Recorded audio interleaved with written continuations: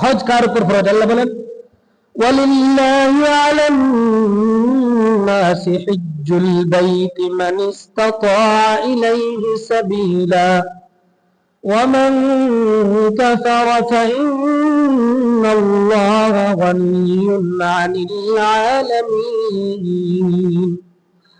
আল্লাহ রাব্বুল ইজ্জত ওয়াল জালাল বলেন সামর্থ্যবান মানুষের উপর আল্লাহর জন্য বাইতুল্লাহর হজ করা ফরজ।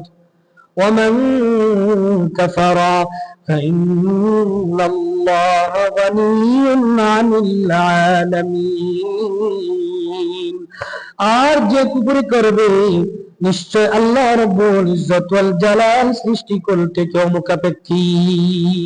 সামর্থ্যবান মানুষকে এটা জানতে হবে মানুষের জীবনে হজ একবার ফরজ হয়।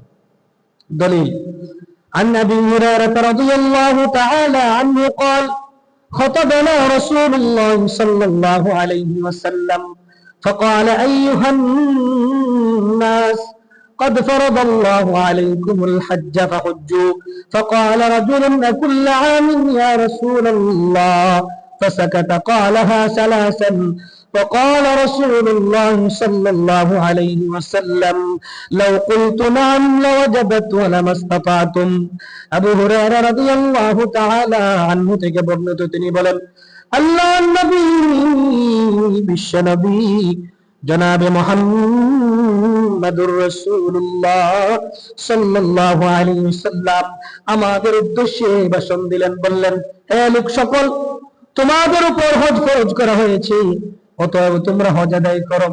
তখন এক ব্যক্তি জিজ্ঞেস করলো ইয়া রাসূলুল্লাহ, আমরা কি প্রতি বছর হজ আদায় করবো নাকি? ফাসাকাতা, আল্লাহ নবী বিশ্ব নবী জনাবে মুহাম্মাদুর রাসূলুল্লাহ সাল্লাল্লাহু আলাইহি ওয়াসাল্লাম চুপ থাকলেন। ওই ব্যক্তি তিনবার ওই কথা বলল, আমরা কি প্রতি বছর হজ আদায় করবো নাকি?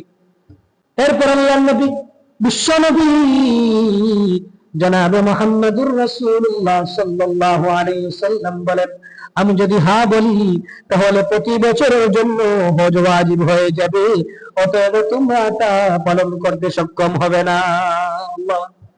মানুষের জীবনে হজ একবার ফরজ হয়। হজ যখন ফরজ হবে সাথে সাথে আদায় করা, বিলম্ব না করা। দলিল আমরা বিলম্ব করব না।